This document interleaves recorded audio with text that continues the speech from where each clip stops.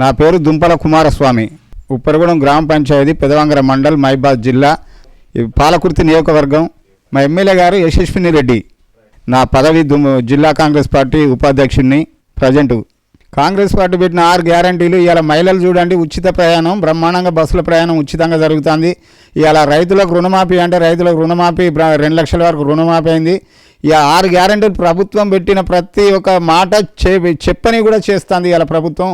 ఇలా రేవంత్ రెడ్డి గారు బ్రహ్మాండంగా దూసుకుపోతాడు, పాలనలో ఎలాంటి లోపం లేకుండా.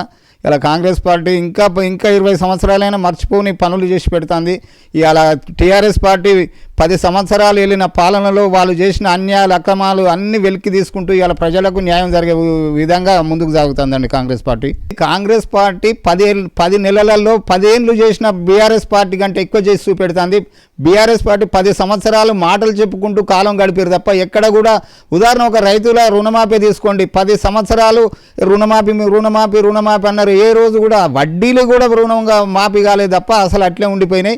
ఇవాళ అవన్నీ ఒక్కొక్కరికి తీసుకునేది వాస్తవం కూడా 30,000, 50,000 ఆ రోజుల 10 సంవత్సరాల అవతల తీసుకుంటే ఆ అప్పులు వాళ్ళు రుణమాఫీ చేయలేకుండానే ఇవాళ 2 లక్షల పైన కూర్చొని ఉన్నాయి. ఇవాళ రైతులకు వాళ్ళు రుణమాఫీ చేస్తే ఇవాళ ఎక్కడే అండి అప్పులు? ఇలా రైతులకు అప్పులు లేకుంటుండ్రు కదా. వాళ్ళు ఏ ఒక్క రోజు కూడా మాటలు చెప్పారు తప్ప చేతలలో ఎక్కడ కూడా రుణమాఫీ కాలేదు ఏకకాలంలో. ఇవాళ కాంగ్రెస్ పార్టీ వచ్చినాక 2 లక్షల రుణమాఫీ బాజాప్తా జరిగింది. చిన్న 2 లక్షల పైన ఉన్న వాళ్ళు సాంకేతిక లోపాలు ఏమైనా ఉంటే అవి కూడా 10-15 రోజుల్లో ఏ ఒక్క రైతు కూడా రుణమాఫీ లేకుండా కంప్లీట్గా అవుతాయండి. తెల్ల రేషన్ కార్డు ఉన్న వాళ్ళకు, తెల్ల రేషన్ కార్డు లేని వాళ్ళకు అందరికీ రుణమాఫీ జరుగుద్ది. అలా వాళ్ళ బీఆర్ఎస్ చేసే ఆరోపణలు తప్ప క్లియర్గా చెప్తారండి ఆ శాఖకు సంబంధించిన మంత్రులు. ఇలా రేషన్ కార్డు ఉన్నా లేకున్నా మీరు దానికోసం వాళ్ళు బీఆర్ఎస్ చేసే ఆరోపణలు ఎవరు కూడా ప్రజలు నమ్మొద్దు. బాజాప్తా అందరికీ రుణమాఫీ జరుగుతుంది. సాంకేతిక లోపాలు ఏమైనా ఉంటే అవి మీరు ఏఓలకు చెప్పుకోండి.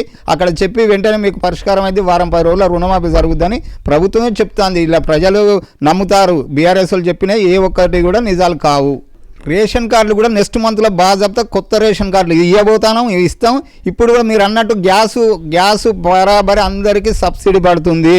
ఇలా ఉచిత కరెంటు మీరు వాళ్ళు అంటారండి, టీఆర్ఎస్ కూడా అంటారండి, ఇవ్వలో మేము అడుగుతాను. ఇలా ఏ ప్రజలకైతే ఉచిత కరెంటు వస్తలేదో ఒకసారి మాకు చూపెట్టండి. ఇంటికి ఉచిత కరెంటు వస్తలేదని వాళ్ళు చూపెట్టాలి, మాటలు కాదు. జనంలోకి వచ్చి ప్రజలలో చూపెట్టానంటే దాన్ని ప్రజలు వాళ్ళనే తిరగగొడతారు, వాళ్ళని ఊళ్ళకి వెళ్ళి తరుగుతారు. అట్లాంటి తప్పుడు ఆరోపణలు చేస్తే బీఆర్ఎస్ బీజేపీ ఒకటే అని చెప్తారు. దానికి ఉదాహరణ నిన్న జరిగిన సంఘటనే. ఇలా కవిత వాళ్ళ ఏ ఒప్పందం ప్రకారం బయటకు వచ్చిందండి? ఇన్ని రోజులు రాని కవిత ఇవాళ కేసు నుండి బయటకు వచ్చింది, జైలుకి వెళ్ళి బయటకు వచ్చిందంటే బాజాప్తా బీఆర్ఎస్ బీజేపీ ఒకటే.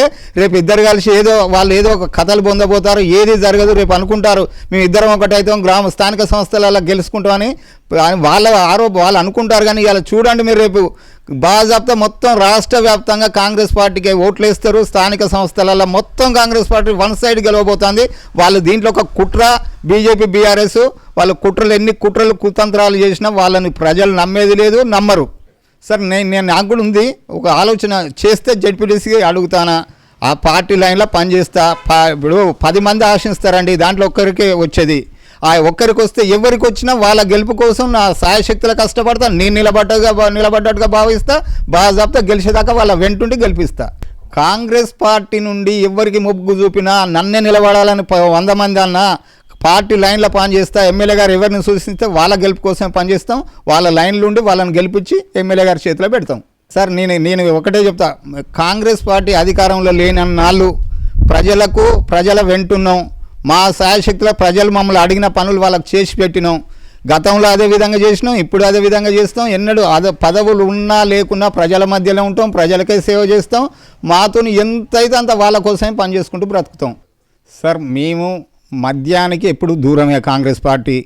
కాకపోతే మేము చెప్పుకుంటానికి మాకున్న ఇప్పుడు హామీలు. సార్ ఈరోజు ప్రజలకు మహిళలందరికీ ఉచిత ప్రయాణం అన్నాం, అది చేస్తాను, దాన్ని చూసి ఓట్లేయని అడుగుతాం. ఇవాళ కరెంటు ఉచిత కరెంట్ అన్నాం, అందరికి కరెంటు బిల్లు లేకుండా అందరూ ఫ్రీగా ఫ్యాన్లు, బుగ్గలు, టీవీలు అని చూస్తారు, అవి చూసి ఓటేయని అడుగుతాం.